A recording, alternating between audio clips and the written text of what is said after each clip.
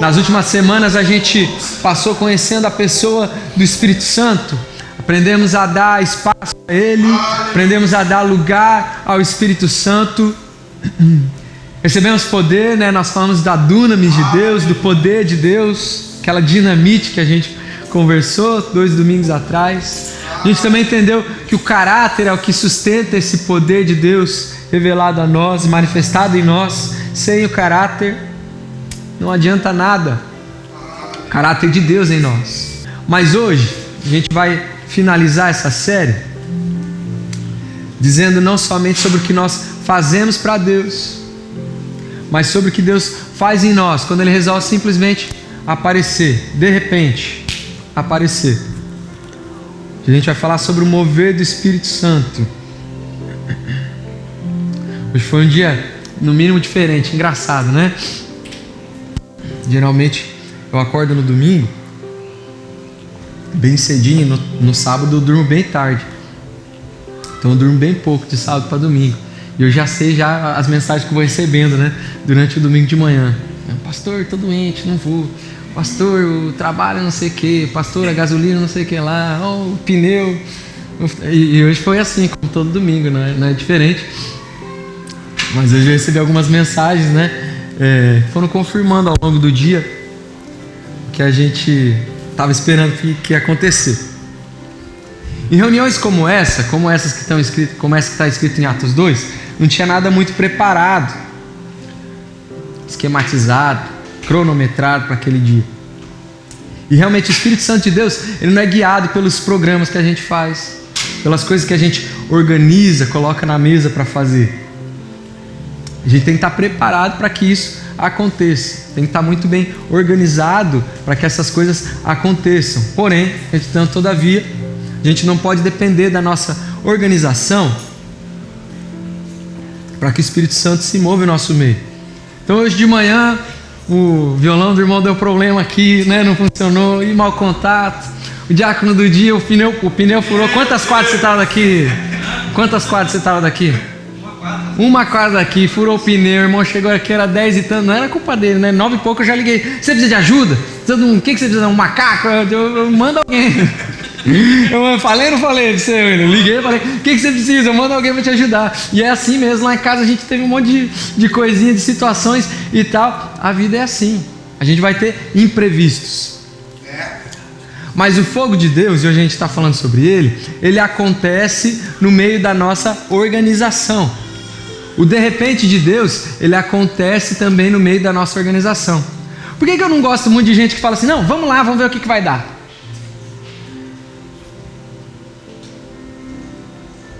Porque você tira a oportunidade de Deus te surpreender. Você é surpreendido pela situação, pela tua falta de organização, né?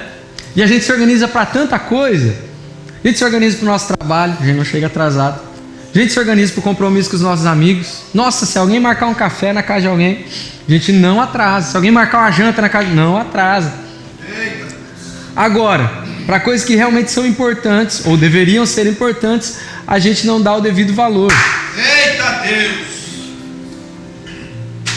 Aleluia! Por que muitas vezes a gente se reúne aqui nesse lugar, todo organizadinho, né? O culto tem cronograma, começa 10 horas em ponto, às vezes tem alguma coisinha ou outra, né, para ajustar, e começa 10 e 1, 10 e 2, aí todo mundo já fica nervoso, ai meu Deus, ai. Por que às vezes a gente se reúne aqui e sai da mesma maneira, mesmo com toda a nossa organização? Por que a gente vê o culto só como um compromisso que a gente tem que cumprir, não como um encontro com a presença de Deus? Será que a gente está vindo buscar mesmo a Jesus? Será que a gente está vindo buscar coisas que a gente acha que Ele deve para a gente? Vou repetir para você, que às vezes você estava meio disperso. Será que a gente estava vindo buscar mesmo a Jesus? Ou será que a gente está vindo buscar coisas que a gente acha que Ele deve para a gente? Deus não te deve nada. Amém. Thaís, Deus não te deve nada. Amém. Diz aí pro seu irmão, Deus não te deve nada.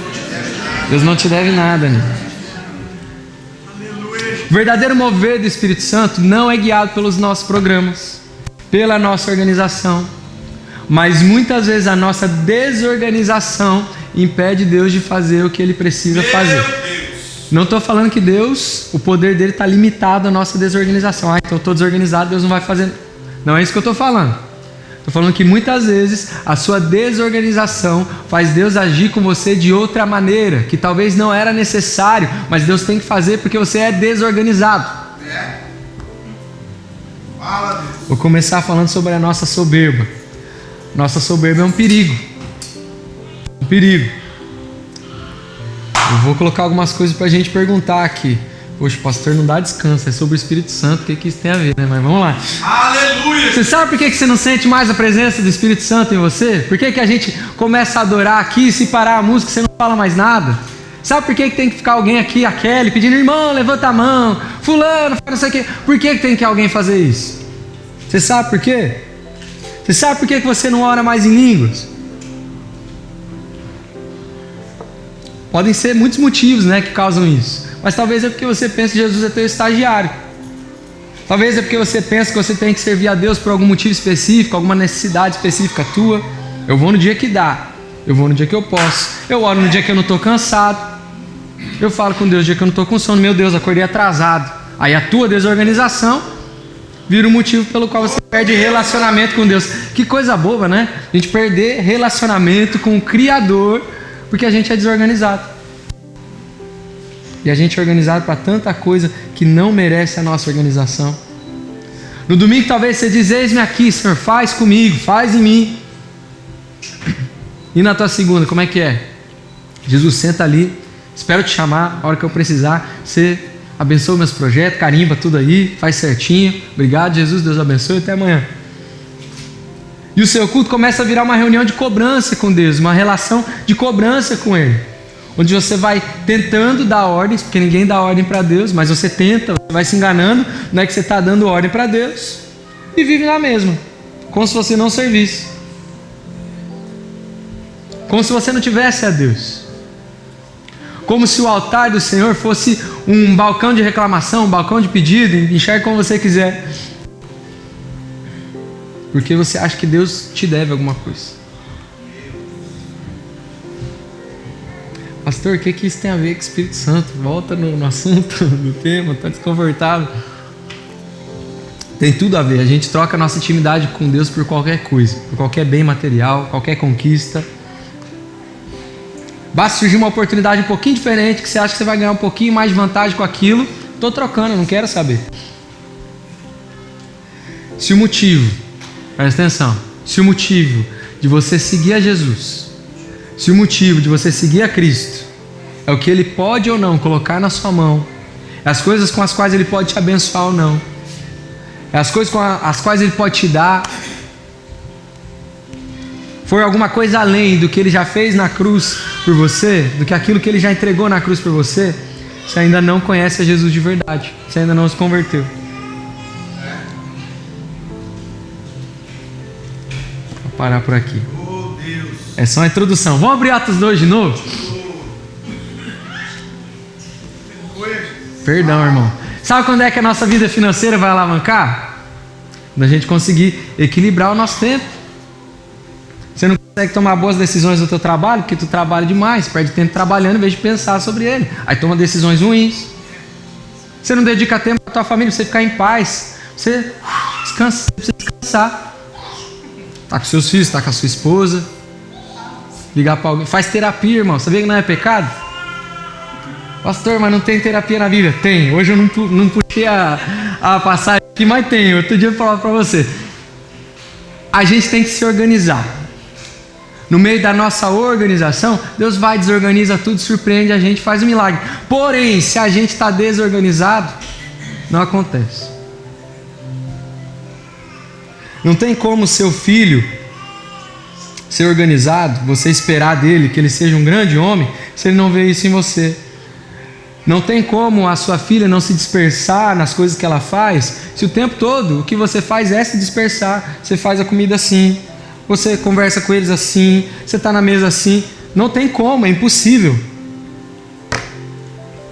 Sabe quando é que teu marido vai melhorar, vai mudar de vida? Quando o caráter dele vai ser transformado? Quando você parar de falar para os outros, olha, meu marido precisa ser transformado, meu marido precisa ser mudado. Quando você ajoelhar no chão e falar para Deus, que é quem pode transformar ele, Senhor, transforma meu marido, transforme minha casa, transforme minha família. A gente quer ter as bênçãos do Senhor, mas não quer ter intimidade com o Senhor. A gente quer ter a parte boa de um relacionamento, mas não quer ter o relacionamento num todo. A gente quer ter o mover do Espírito Santo entre a gente. Nossa, o culto é muito frio, mas a gente não quer ter o Espírito Santo em nós. A gente quer afastar o Espírito Santo de nós a semana inteira, mas no domingo, eu quero que a igreja seja assim, eu quero que a igreja seja assada. Oh, Deus, maravilha. Atos 2, põe o versículo 2 para nós, Iago, por favor. De repente, diz comigo, de repente, veio um som da onde? Do céu. Eles estavam lá esperando, de prontidão. O que vai ter hoje na igreja? Culto da família. De novo? De novo. Estavam lá, abre o versículo 1 para nós, Iago. Perdão, estou fazendo uma salada aqui. Chegando o dia de Pentecostes, estavam todos reunidos num só lugar. Você que gosta bastante de história, você vai saber como eram as casas deles na época. Mas ali eles estavam num lugar grande, né? A Bíblia vai dizer que eles estavam num upper room, ali, num cenáculo. É um ático da casa, pode ser assim, um ático, uma parte de cima da casa, um salão. E estava toda a igreja ali reunida. Pronto, mais fácil. Todo mundo ali, esperando.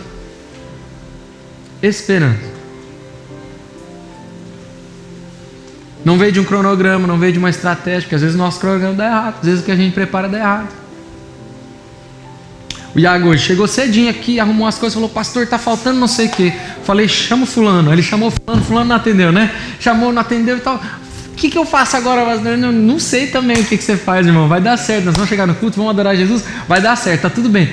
Pertinho do culto, ele falou: pastor, não deu certo ainda, o que nós faz? Eu falei: não faz nada, vamos embora, né? Aí no comecinho do culto, a Rafa me chamou e falou: o Iago teve que sair, porque o trabalho, não sei, imprevistos acontecem, mesmo com a gente estando organizadinho. Tá aqui o Iago, chegou suado, pastor, tô aqui, né? Na sexta, Moisés chegou aqui. Quem estava na sexta no culto de homens aqui? Moisés chegou e falou: pastor, eu não podia perder o culto, mas o trabalho atrasou. Vocês sabem que o Moisés mora 40 minutos daqui, né? O trabalho atrasou, foi assim, foi assado. E o meu chefe, eu falei: tá bom, ele querendo me explicar tudo isso na hora do culto, né? O culto acontecendo, ele blá, blá, blá, blá. Eu falei: Moisés, segura. Aí ele chegou com o uniforme todo arrebentado, sujo e tal. Falei: que bênção, glória a Deus por isso. Participou do culto, deu testemunho, estava aqui, orou no final, orou para encerrar, porque tem prioridade para certas coisas. Agora, eu não consigo entender como que o Moisés tem 25, 26? Ele não está aqui, por isso que eu estou falando bem dele. Se ele tivesse, estava falando mal. 26? Não consigo entender como que ele tem responsabilidade e você que tem 40, 50, 60, não. Não consigo entender como que eu consigo falar para os adolescentes: gente, vamos sentar todo mundo na frente hoje. Eles estão tudo aqui sentados e a irmã quer falar assim: irmão, levanta a mão. E você está assim, ó. Eu não consigo entender, desculpa, não consigo entender. Não consigo entender. Abre aí comigo, Gálatas 2:20. Gálatas 2:20. Irmão, se o Espírito Santo interromper o nosso roteiro, o mover dele já é o suficiente para a gente. Tem nada a ver com a palavra que eu ia dar, mas é isso aí. Gálatas 2:20. Fui crucificado com quem? Com Cristo. Assim, já não sou eu quem vive, mas Cristo vive em mim. A vida que agora eu vivo no corpo, vivo-a pela fé no Filho de Deus, em Cristo, que me amou e se entregou por mim. A redundância desse versículo é tão grande que se algum professor de português for explicar, ele não vai conseguir justificar porque é tanta redundância. Mas ele fala: Cristo, Filho de Deus, Jesus, Cristo, me amou, se entregou. Ele fala o tempo todo de Cristo, Cristo. A cada 3 palavras, 4 é Cristo. Ele queria dizer com todas as palavras, para o inteligente e para o não tão inteligente, para quem estivesse prestando atenção, para quem não tivesse, para quem estivesse focado, para quem estivesse disperso, que Cristo tem que viver em nós. Que é Jesus que tem que viver na gente. O culto ao Senhor não é esse cronograma que alguém te manda e fala: 10 horas vai acontecer isso, 10:05 vai acontecer aquilo, 10:15 vai acontecer aquilo, 10.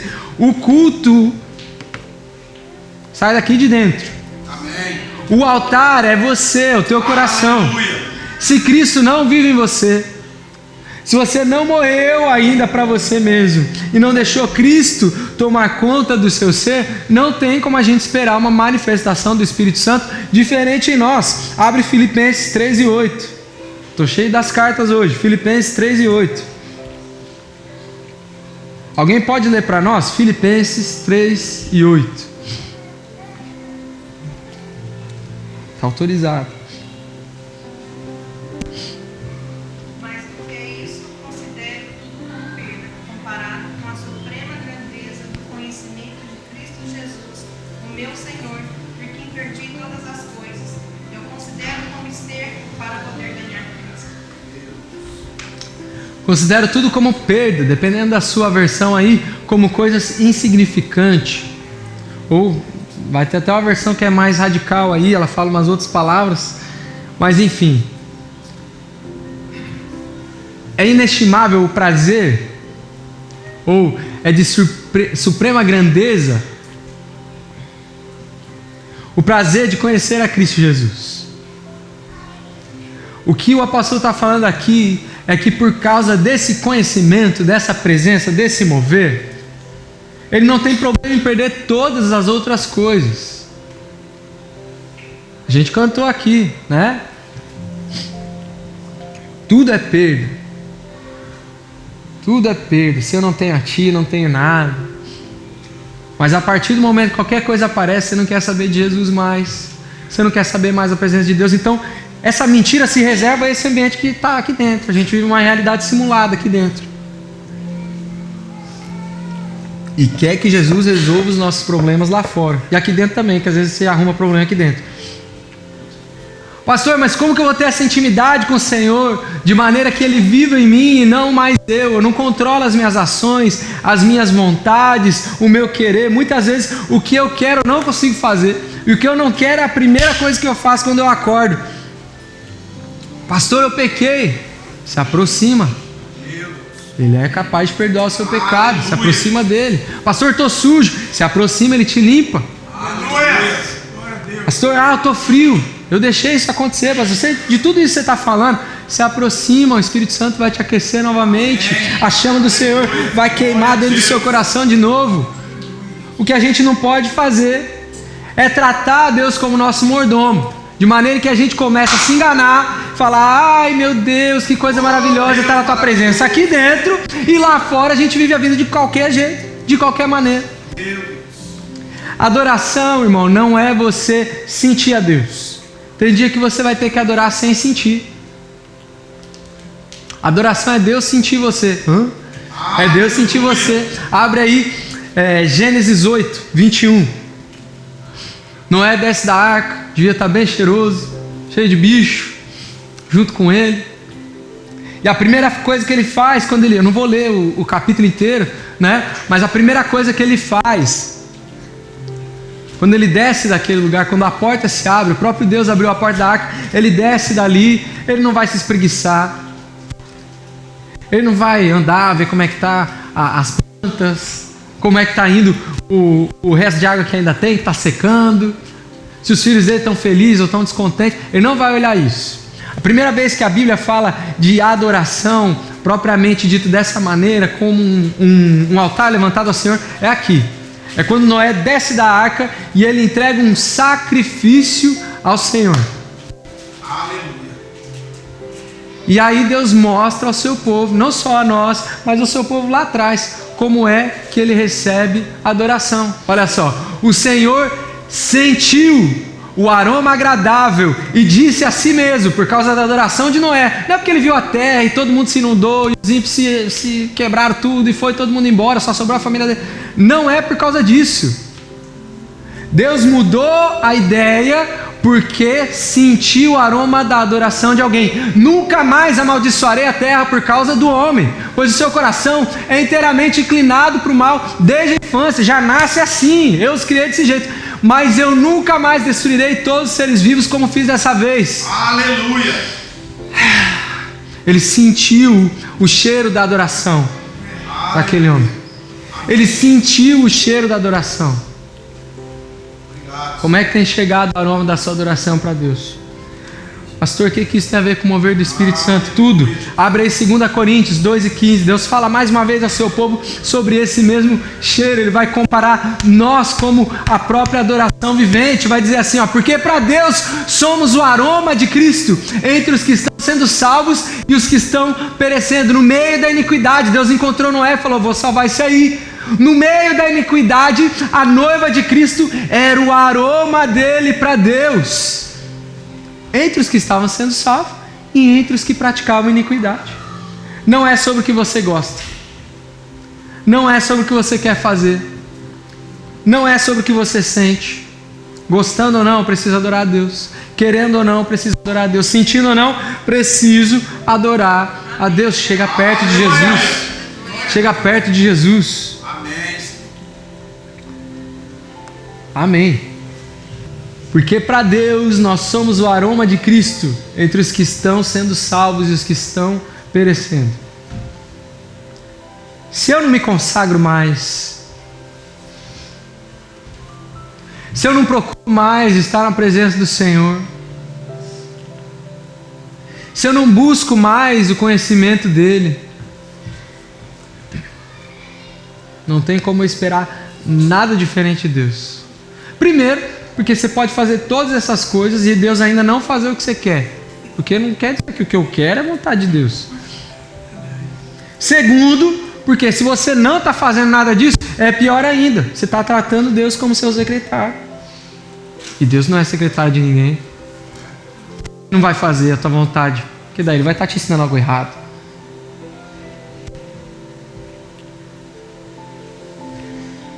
Falei aqui sobre a cruz de Jesus.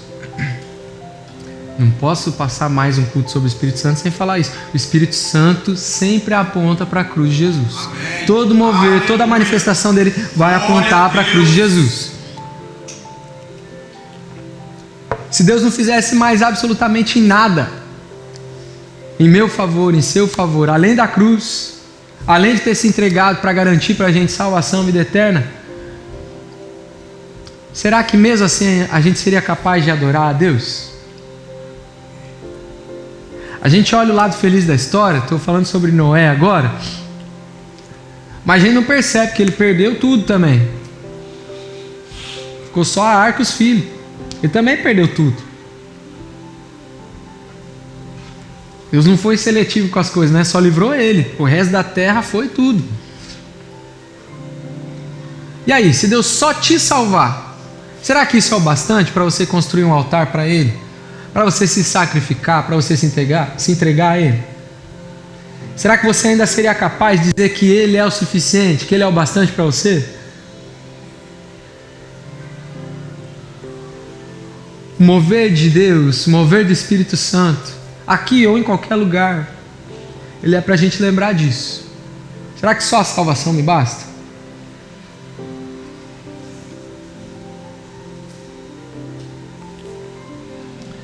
Fecha teu olho, a gente tem algumas coisas para acontecer ainda, mas eu queria orar com você agora nesse instante. Não acabou ainda, irmão. Segura aí, segura, não acabou.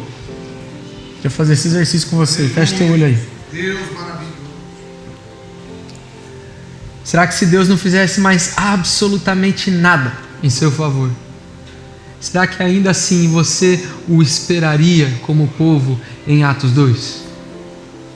Ansiosamente pela manifestação do poder e da glória de Deus? Será que só isso te bastaria?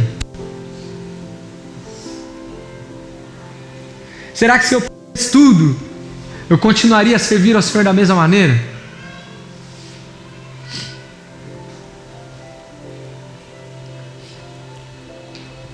Será que se ao invés de 500 eu ganhasse só 50 hoje, eu ainda daria os meus 5?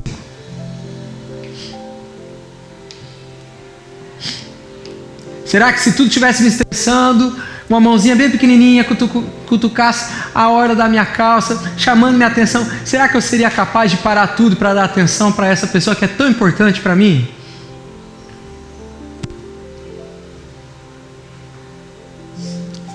Eu quero que o Espírito Santo se mova. Eu quero ser batizado com a glória dele, com o poder dele. Eu quero falar em novas línguas, eu quero ter novidade de vida, mas eu não estou disposto a viver intimidade com ele. Eu estou trocando ele por qualquer outra coisa. Eu troco o meu casamento por qualquer outra coisa. Eu troco a minha família por qualquer outra coisa. Mas eu quero de Deus o melhor. Eu dou o meu pior para Deus, mas eu quero de Deus o melhor. Eu dou a sobra do meu tempo, dou a sobra do meu trabalho, dou a sobra das minhas habilidades, dou a sobra do meu talento. Mas eu quero de Deus o melhor, eu quero de Deus o melhor.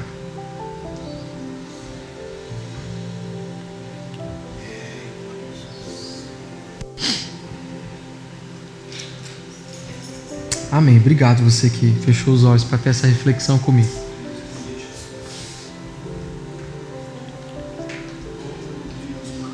Talvez Jesus deixou de ser o seu Senhor, no sentido literal da palavra.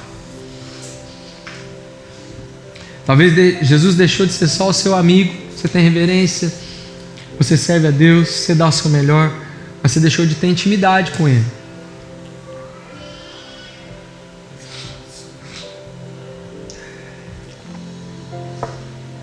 Como tu, humilde assim, não há ninguém igual a ti, que é manso e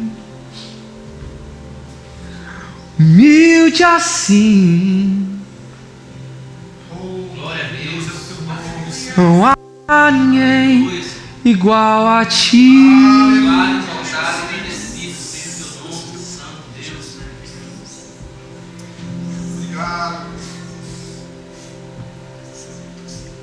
Talvez você só precisa voltar a ter Jesus como seu Senhor.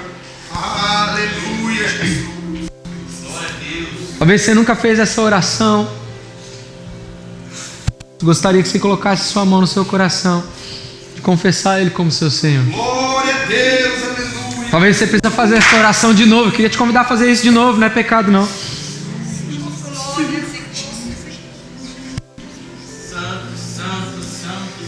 Jesus seja o Senhor da minha vida. Sim, meu Deus. Jesus.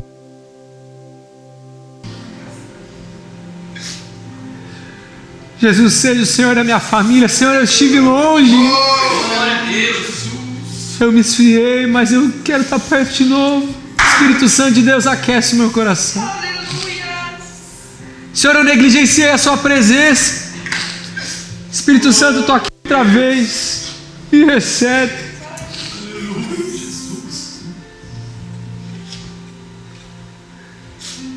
Senhor, eu me esqueci da sua importância para mim.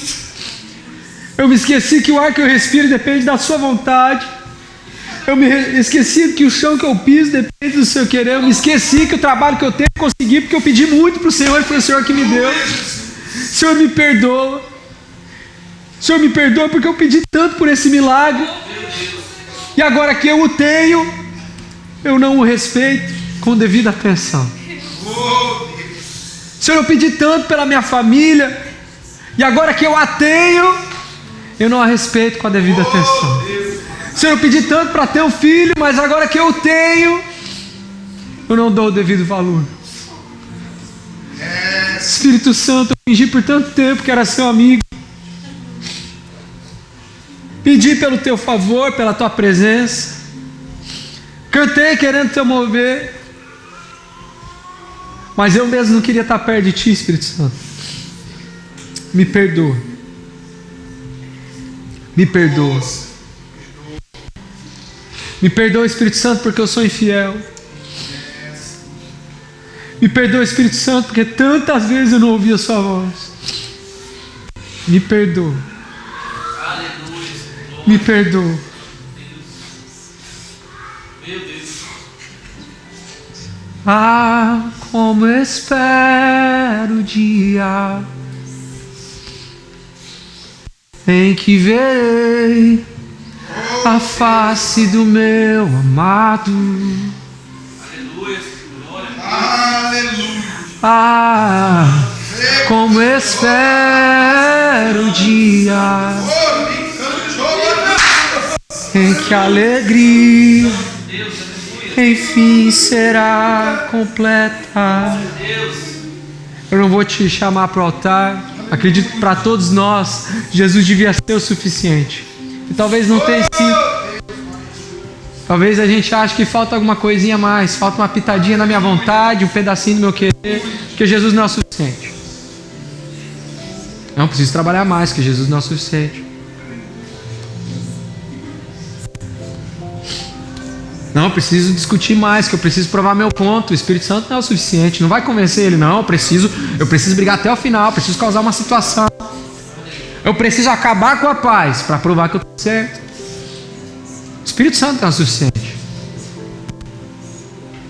Aleluia, Jesus. Limpa o nosso coração, faz em nós a sua vontade, Espírito Santo de Deus. Nós encontremos satisfação em Ti. Fique de pé. Oh, aleluia.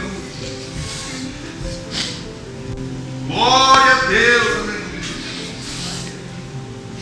Santo é o teu nome, Senhor. Oh, Deus de maravilhas. Obrigado, Espírito Santo. Obrigado, Senhor. Atos 2, versículo 1. No dia de Pentecostes, todos estavam reunidos num só lugar. De repente veio do céu um som como de um poderoso vendaval e encheu a casa onde estavam. Então surgiu algo semelhante a chamas ou línguas de fogo que pousaram sobre cada um deles. Cada língua de fogo pousou sobre cada um deles.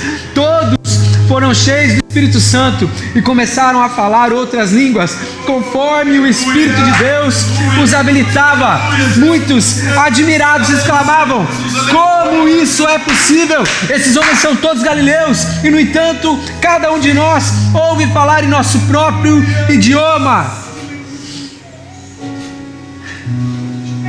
Estão aqui pessoas de todas as nações, versículo 8, estão aqui partos, estão aqui medos, elamitas, habitantes da Mesopotâmia, da Judéia, da Capadócia, do Ponto, da província da Ásia, da Frígia, da Panfilha, do Egito e de regiões da Líbia, próxima a Cirene, visitantes de Roma, tanto judeus como convertidos ao judaísmo,